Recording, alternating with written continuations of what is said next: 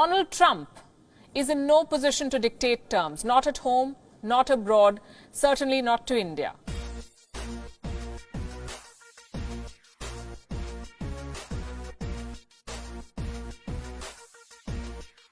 Hydroxychloroquine. It's an anti-malarial drug. India makes a lot of it. And suddenly the whole world wants it, including US President Donald Trump. Only he doesn't know how to ask properly. So he issues threats. Our cover story tonight is about a president who is disconnected with reality. A president who is failing miserably. A president who was in denial about this pandemic. Things became so bad that a Russian military plane landed in America with medical supplies made by a company that the US had sanctioned. Donald Trump is in no position to dictate terms, not at home, not abroad, certainly not to India. And yet he threatens retaliation if his quote-unquote request is not honored. So tonight, we will tell you why Donald Trump may be single-handedly responsible for America's crisis and how lack of leadership is making a superpower bite the dust. Our story tonight begins with a press conference. A journalist rose to ask the president a question. He wanted to know about India's ban on medicine exports.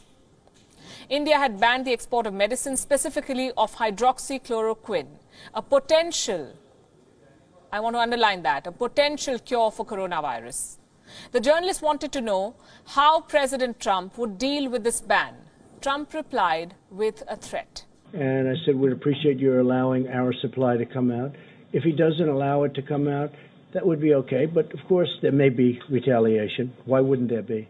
A retaliation, that is what the US president is threatening. First, a botched up response, and now such bluster. America has more than 370,000 cases of the coronavirus, the highest in the world. They're failing miserably at controlling the Wuhan virus, and now Donald Trump is looking for a fall guy. The president is blaming everybody but himself. Trump wants to show that he is in control. Unfortunately for him, not many believe this. Donald Trump believes he can force any country to sell him critical supplies. Well, here are some facts that we must all know. The decision to lift India's partial ban, or lift the ban partially on the export of medicines, came before Trump's so-called threat, not after.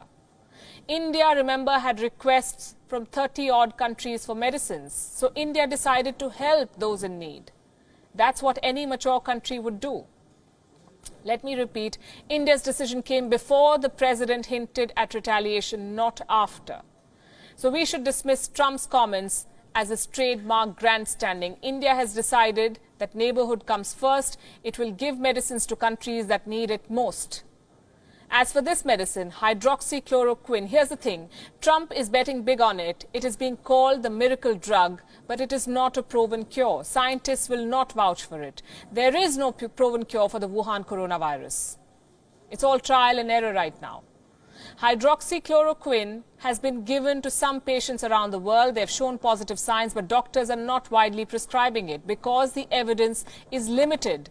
Trump's own advisor on this, America's top doctor and researcher on infectious diseases, Anthony Fauci, has called the evidence, quote-unquote, anecdotal.